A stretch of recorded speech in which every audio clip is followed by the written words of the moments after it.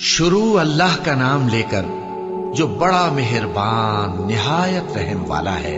اے نبی صلی اللہ علیہ وآلہ وسلم، اپنے پروردگار کا نام لے کر پڑھو جس نے تمام کائنات کو پیدا کیا، جس نے انسان کو خون کی پھٹکی سے بنایا۔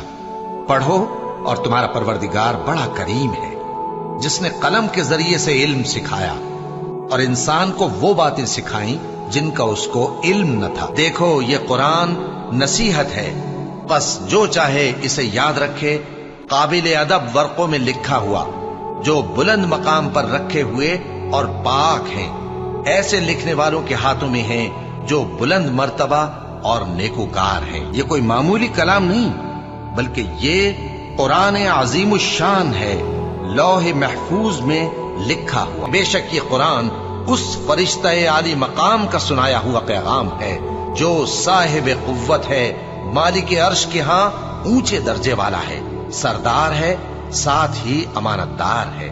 اور مکے والو، تمہارے رفیق یعنی ہمارے پیغمبر صلی اللہ علیہ وآلہ وسلم دیوانے نہیں ہیں، اور بے شک انہوں نے اس فرشتے کو آسمان کے کھلے کنارے پر دیکھا ہے، اور وہ غیب کی باتوں کے ظاہر کرنے میں بخیل نہیں، اور یہ کسی شیطان مردود کا کلام نہیں ہے۔ پھر تم لوگ کدھر جا رہے ہو؟ یہ قرآن تو تمام جہانوں کے لیے نصیحت ہے، یعنی اس کے لیے جو تم میں سے سیدھی راہ چلنا چاہے، اور تم لوگ کچھ بھی نہیں چاہ سکتے مگر وہی جو اللہ رب العالمین چاہے۔ میں شام کی سرخی کی قسم کھاتا ہوں، اور رات کی، اور جن چیزوں کو وہ اکٹھا کر لیتی ہے ان کی، اور چاند کی جب وہ پورا ہو جائے کہ تم لوگ درجہ بدرجہ ضرور چڑھو گے۔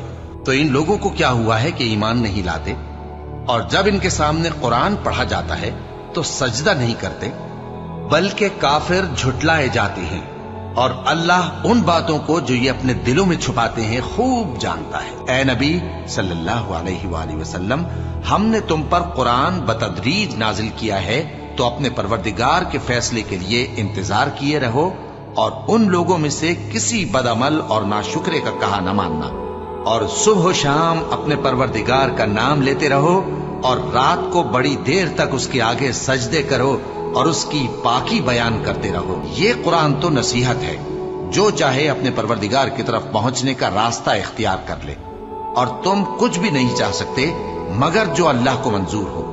بے شک اللہ جاننے والا ہے، حکمت والا ہے۔ اور اے پیغمبر صلی اللہ علیہ وآلہ وسلم، وحی کے پڑھنے کے لیے اپنی زبان کو تیز تیز حرکت نہ دیا کرو کہ اس کو جلد سیکھ لو۔ اس کا جمع کرنا اور پڑھانا ہمارے ذمے ہے، سو جب ہم اسے پڑھا کریں تو تم اس کو سنا کرو اور پھر اسی طرح پڑھا کرو۔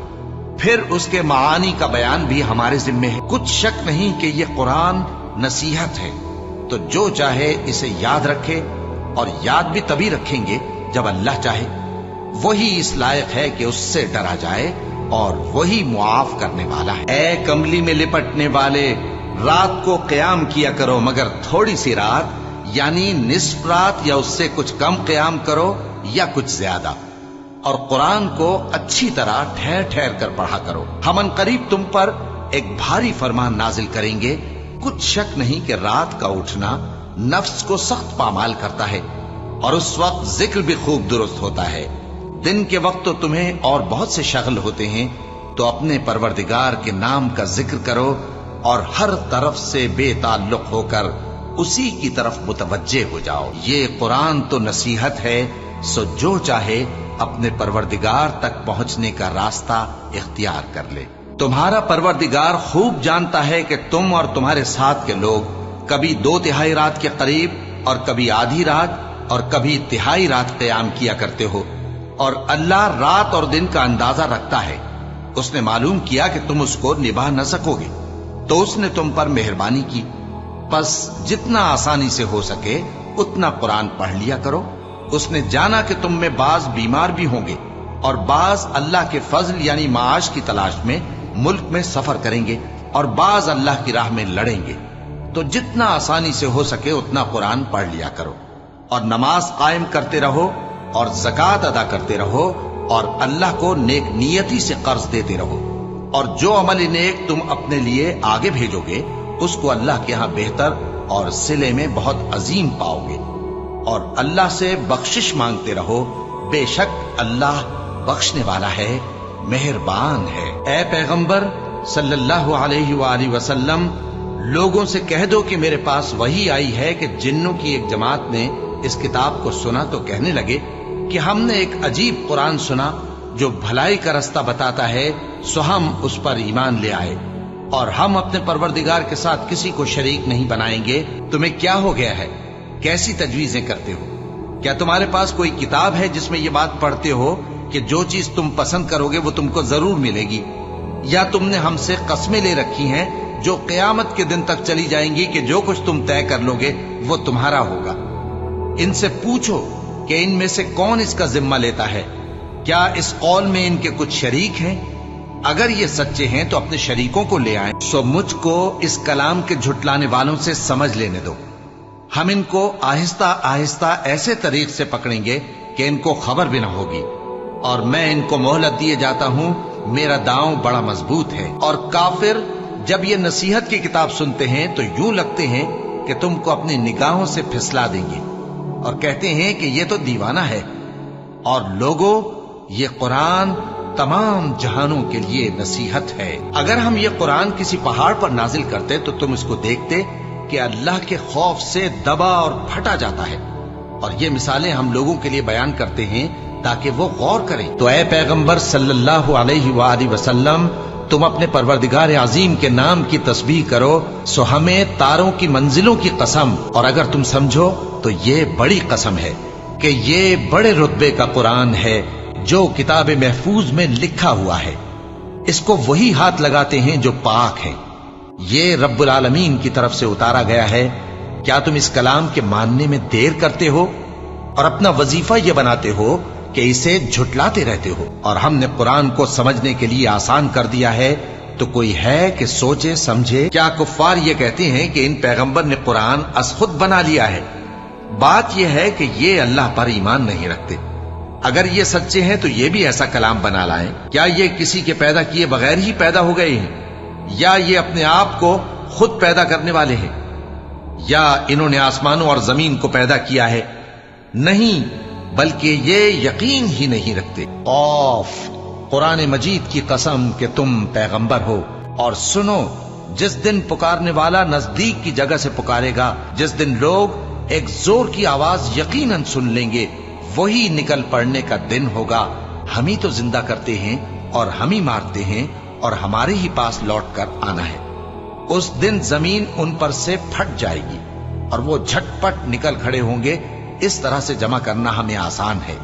یہ لوگ جو کچھ کہتے ہیں ہمیں خوب معلوم ہے، اور تم ان پر زبردستی کرنے والے نہیں ہو۔ بس جو میرے عذاب کی دھمکی سے ڈرے اس کو قرآن کے ذریعے نصیحت کرتے رہو۔ بھلا یہ لوگ قرآن میں غور نہیں کرتے، یا ان کے دلوں پر قفل پڑے؟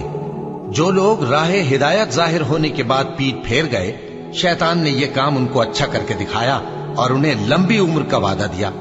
یہ اس لیے کہ جو لوگ اللہ کی اتاری ہوئی کتاب سے بیزار ہیں، یہ ان سے کہتے ہیں کہ بعض کاموں میں ہم تمہاری بات بھی مانیں گے، اور اللہ ان کے پوشیدہ مشوروں سے واقف ہے۔ حامیم، یہ کتاب اللہ کی طرف سے نازل ہوئی ہے جو غالب ہے، حکمت والا ہے۔ اور جب ان کے سامنے ہماری صاف صاف آیتیں پڑھی جاتی ہیں تو کافر حق کے بارے میں، جبکہ وہ ان کے پاس آ چکا، کہتے ہیں کہ یہ تو کھلا جادو ہے۔ کیا یہ لوگ کہتے ہیں کہ اس پیغمبر نے اس کو از خود گھڑ لیا ہے؟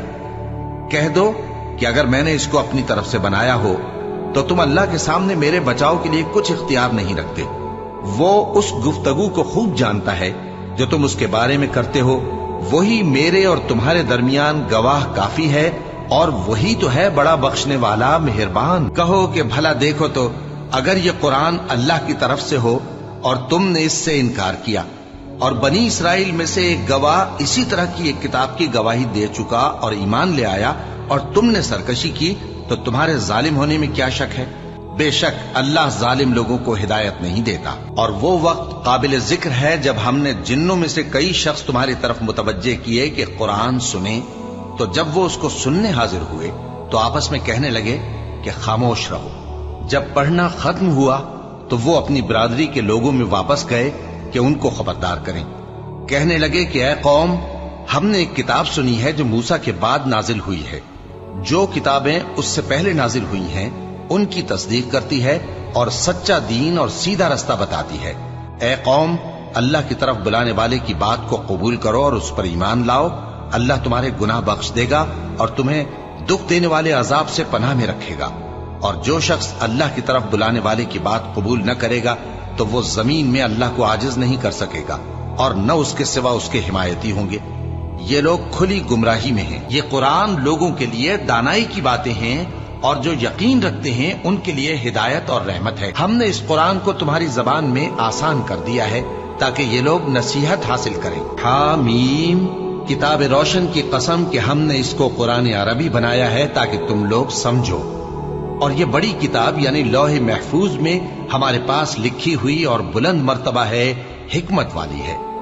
تو کیا ہم پھیر دیں گے تمہاری طرف سے یہ کتاب نصیحت موڑ کر اس بنا پر کہ تم ایسے لوگ ہو جو حد پر نہیں رہتے؟ اور جب ان کے پاس حق یعنی قرآن آیا تو کہنے لگے کہ یہ تو جادو ہے اور ہم اس کو نہیں ماننے کے، اور یہ بھی کہنے لگے کہ یہ قرآن ان دونوں بستیوں یعنی مکے اور طائف میں سے کسی بڑے آدمی پر کیوں نازل نہ کیا گیا؟ کیا یہ لوگ تمہارے پروردگار کی رحمت کو بانٹتے ہیں؟ ہم نے ان میں ان کی معیشت کو دنیا کی زندگی میں تقسیم کر دیا اور ایک کے دوسرے پر درجے بلند کیے تاکہ ایک دوسرے سے خدمت لے، اور جو کچھ یہ جمع کرتے ہیں تمہارے پروردگار کی رحمت اس سے کہیں بہتر ہے۔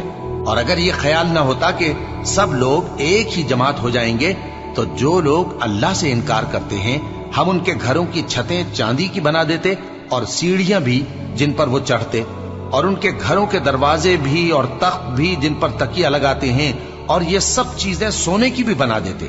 اور یہ سب دنیا کی زندگی کا تھوڑا سا سامان ہے، اور آخرت تمہارے پروردگار کے ہاں پرہیزگاروں کے لیے ہے۔ اور جو کوئی رحمان کی یاد سے آنکھیں بند کر لے یعنی تغافل کرے، ہم اس پر ایک شیطان مقرر کر دیتے ہیں تو وہ اس کا ساتھی ہو جاتا ہے، اور یہ شیطان ان کو رستے سے روکتے رہتے ہیں اور وہ سمجھتے ہیں کہ وہ سیدھے رستے پر ہیں، یہاں تک کہ جب وہ ہمارے پاس آئے گا تو اس شیطان سے کہے گا کہ اے کاش مجھ میں اور تجھ میں مشرق و مغرب کا فاصلہ ہوتا، تو برا ساتھی ہے۔ اور جب تم ظلم کرتے رہے تو آج تمہیں یہ بات فائدہ نہیں دے سکتی کہ تم سب عذاب میں بھی شریک ہو۔ تو کیا تم بہرے کو سنا سکتے ہو یا اندھے کو رستہ دکھا سکتے ہو، اور جو کھلی گمراہی میں ہو اسے راہ راست پر لا سکتے ہو؟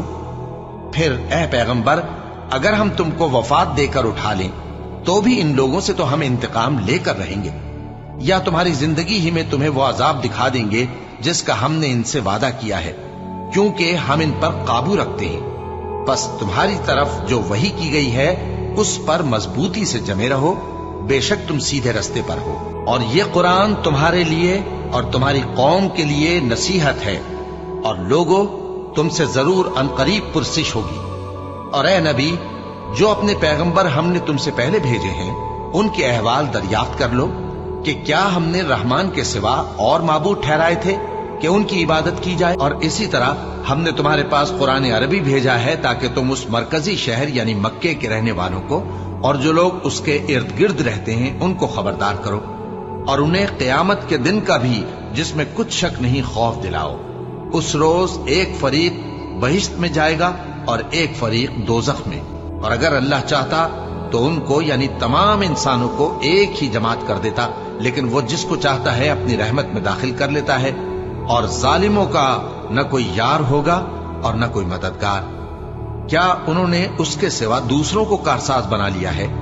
سو کارساز تو اللہ ہی ہے، اور وہی مردوں کو زندہ کرے گا اور وہ ہر چیز پر قدرت رکھتا ہے۔ حامیم، یہ کتاب رحمان الرحیم کی طرف سے اتری ہے، ایسی کتاب جس کی آیتیں جدا جدا بیان کی گئی ہیں یعنی قرآن عربی، ان لوگوں کے لیے جو سمجھ رکھتے ہیں، جو بشارت بھی سناتا ہے اور خوف بھی دلاتا ہے۔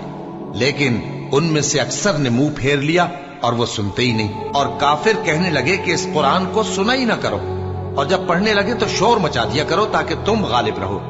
سو ہم بھی کافروں کو سخت عذاب کے مزے چکھائیں گے اور ان کے برے اعمال کی جو وہ کرتے تھے سزا دیں گے۔ جن لوگوں نے نصیحت کو نہ مانا جب وہ ان کے پاس آئی، حالانکہ یہ تو ایک عالی رتبہ کتاب ہے، इसमें झूठ का दखल न आगे से हो सकता है न पीछे से।